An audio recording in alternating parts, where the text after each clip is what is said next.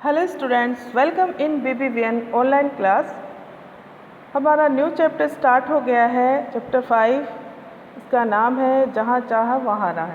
आपने यह लाइन बहुत बार सुनी होगी, जहाँ चाह वहाँ राह। इसका मतलब यह होता है कि जब हम किसी चीज़ को पाना चाहते हैं या कोई कार्य हमें करना ही है तो उसके लिए रास्ते बन जाते हैं। रास्ते कभी भी खुद ब खुद नहीं बनते हैं, उनमें रुकावटें आती हैं, मुश्किलें आती हैं, लेकिन जब हम प्रयास करेंगे, बार बार प्रयास करेंगे तो वह मुश्किलें भी दूर हो जाएगी और हमें हमारी मंजिल भी मिल जाएगी। मैं अक्सर आपको एक हरिवंश राय बच्चन की कविता सुनाती हूँ कक्षा में। वह उस कविता का भी मतलब यही है कि हमें मेहनत तो करनी ही होगी, हमें कोशिश करनी ही होगी। कोशिश करने वालों की कभी हार नहीं होती। आपने मकड़ी को देखा है, मकड़ी बार बार दीवार पे चढ़ती है, फिर गिर जाती है, फिर चढ़ती है, फिर गिर जाती है। वो 10 बार भी प्रयास करती है, 15 बार भी करती है, आखिरकार वह अपनी मंजिल तक पहुंच ही जाती है। आपने चींटी को भी देखा है, चींटी को कार्य करते हुए आपने कभी देखा है ध्यान से?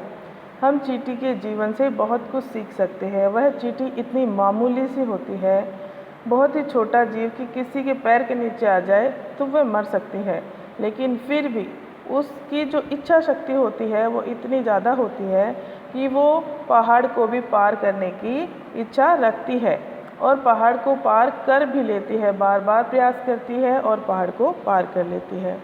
स्टूडेंट्स, कई कार्य ऐसे होते हैं जो हमें बहुत आसान लगते हैं देखने पे।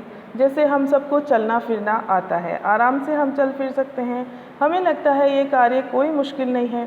लेकिन आपने कभी छोटे बच्चे को देखा है, जो बिल्कुल छोटा बच्चा होता है, 1 साल का, 1.5 साल का, वह चल नहीं सकता है ना? नहीं चल सकता है। वह अपनी मम्मी की गोद में या घुटनों के बल या ऐसे ही नीचे बैठा रहता है, लेकिन वह उठ नहीं सकता है, चल नहीं सकता है।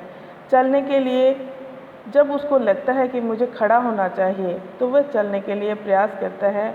वह सबसे पहले खड़े होने की कोशिश करता है, लेकिन वह खड़ा नहीं हो पाता, उसके पाँव धरती पे नहीं टिकते हैं, वह फिर से बैठ जाता है। सिर्फ वह घुटनों के बल दौड़ता है। फिर उसके बाद में वह फिर खड़ा, कोई चेयर या कोई भी दीवार का सहारा लेके खड़ा होने की कोशिश करता है। आपने देखा है ना, कई बार देखा है। फिर दीवार के सहारे से खड़ा हो जाता है, लेकिन वह चलने की जैसे ही कोशिश करता है वह नीचे गिर जाता है। उसके बाद में वह फिर कोशिश करता है, वह फिर गिर जाता है, लेकिन आखिरकार प्रयास करते करते वह चलना सीख ही लेता है। और उसके बाद में वह जब चलना सीख लेता है तब उसे लगता है, अरे वाह, यह तो बहुत ही आसान था। लेकिन जब तक उसे चलना नहीं आता था तब तक उसके लिए वह कार्य बहुत ज़्यादा मुश्किल था, है ना? तो कई कार्य ऐसे होते हैं, कई कार्य नहीं, प्रत्येक ही कार्य ऐसा होता है जो शुरुआत में हमें मुश्किल ही लगता है। हमें उसे सीखने के लिए, उसे करने के लिए प्रयास तो करना ही पड़ता है। चाहे कोई पैसे वाला हो, चाहे गरीब आदमी हो, प्रयास तो सभी को करने होते हैं अपनी मंजिल तक पहुंचने के लिए। किसी की मंजिल बहुत दूर होती है, किसी की मंजिल पास होती है, लेकिन समस्याएं सभी की आती है, परेशानियां भी सभी की आती है। तो उसके लिए हमें उन समस्याओं को पार करने के लिए क्या करना पड़ता है? बार बार प्रयास करते हैं, बार बार प्रयास करते हैं तो हमें तजुर्बा होता है और हम तजुर्बे से फिर अपनी मंजिल तक पहुंच जाते हैं। इस चैप्टर में भी एक ऐसी ही छोटी बच्ची की कहानी है जिसके हाथ काम नहीं करते हैं। वो अपने हाथों से कोई कार्य नहीं कर सकती हैं क्योंकि उसके हाथ काम नहीं करते हैं। वह अपने साथ वाले बच्चों के साथ खेलती है, दौड़ती है क्योंकि उसके पैर काम करते हैं, लेकिन जैसे ही खेल में ठप्पा लगाने की बारी आती है तो उसका हाथ उठता ही नहीं है और वह ठप्पा नहीं लगा पाती है। वह निराश हो जाती है। बार बार में वह उन बच्चों को देखती है, जब बच्चे झूलते हैं तो वो खड़ी होकर झूल नहीं सकती है क्योंकि खड़ी होकर झूलने के लिए रस्सी को पकड़ना पड़ता है और उसके हाथ काम नहीं करते हैं। वह सोचती है कि मैं इन बच्चों की तरह क्यों नहीं कर सकती, मैं भी इन बच्चों की तरह कार्य करना चाहती हूँ, खेलना चाहती हूँ, कोई भी काम जो ये हाथों से करते हैं वो सब करना चाहती हूँ। लेकिन वह हार नहीं मानती है। बहुत हिम्मत वाली बच्ची है इस चैप्टर में जिसको दिखाया गया है। वह पढ़ाई भी करती है। अब आप बताएंगे, अब आप सोचेंगे कि वह पढ़ाई तो करती है लेकिन लिखती कैसे है। तो उसने जो कार्य हाथों से होने वाले थे वह सारे कार्य किससे शुरू कर दिए? अपने पैरों से करना शुरू कर दिए। उसने प्रयास किया, बार बार प्रयास किया, तो वह अपने पैरों से वह सब कार्य करने लग गई जितने भी हाथों से किए जाते हैं। वह खाना भी बनाती, वह खाना खाती भी, सारे कार्य करने लग गई। वह पढ़ाई लिखती भी थी पैरों से, सारे कार्य करने लगी। उसने पढ़ाई करी तो 10th क्लास में उसकी पैरों से लिखने की वजह से उसको थोड़ा समय लगता था। उसको नहीं पता था कि मुझे समय अधिक नहीं दिया जाएगा और वह फेल हो गई। जब वह फेल हो गई तो उसको बाद में पता चला कि मेरी जगह कोई और लिख सकता था। उसे निराशा हुई ये सब जान के, लेकिन फिर भी उसने प्रयास करना नहीं छोड़ा।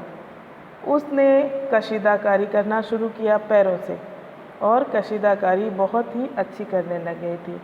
सो स्टूडेंट्स, हमें कभी भी निराश नहीं होना चाहिए। एक बार 2 बार हम प्रयास करते हैं तो हमें हो सकता है सफलता ना मिले, तो हमें अपनी सफलताओं के लिए टारगेट निर्धारित नहीं करना चाहिए कि मैं एक ही बार प्रयास करूंगा या 2 ही बार, 4 ही बार। जब तक हमें सफलता नहीं मिलती तब तक हमें प्रयास तो करना ही होगा। तो आपका ये जो अभी भी आपका जो समय चल रहा है, आपके सामने ये पहली बार ऐसा समय आया है, हमारे सामने भी पहली बार आया है। कभी भी हमने ऐसे नहीं देखा। स्कूलें बंद पड़ी है, बच्चे घरों में है, सभी बाहर आ जा सकते थे, लेकिन यह जो दौर आया है ये अभी तक मुझे लगता है सभी ने अपने जीवन में पहली बार ही देखा है। ये बहुत ही मुश्किल है, लेकिन इसके साथ हमें चलना होगा और इसको चुनौती देनी होगी। हमें अपनी पढ़ाई को नहीं रोकनी है। हाँ, ये ठीक है कि टीचर की हर वक्त आपके ऊपर नज़र नहीं है, टीचर हर वक्त आपको टोक नहीं पा रहा है, लेकिन आप टीचर की हेल्प लीजिए। टीचर आपकी हेल्प ज़रूर करेगा। आपको कोई भी समस्या आती है आप मुझे बताएंगे ज़रूर। आपको कुछ भी नहीं समझ में आता आप मुझे बताएंगे ताकि मैं आपकी हेल्प कर सकूं। और आप अपनी बुक्स का इस्तेमाल ज़्यादा करिए। आप चैप्टर को पढ़िए, 1 बार पढ़िए, 2 बार पढ़िए, आपको ईजी से चीज़ें समझ में आ जाएगी। उसके बाद जब टीचर आपको पढ़ाती है तब आप वीडियो को ज़रूर सुनिए, क्योंकि वीडियो को सुनने से आपकी वो सारी चीज़ें क्लियर हो जाएगी जो आपको कठिन लग रही है, आपको समझ नहीं आ रही है। तो वीडियो सुनना ज़रूरी है, क्योंकि वीडियो आप लोगों के लिए ही बनाए जा रहे हैं। ओके स्टूडेंट्स, तो हम इस चैप्टर को स्टार्ट करेंगे नेक्स्ट वीडियो में। तब तक के लिए आप इस चैप्टर को रीड करेंगे। Okay, thank you.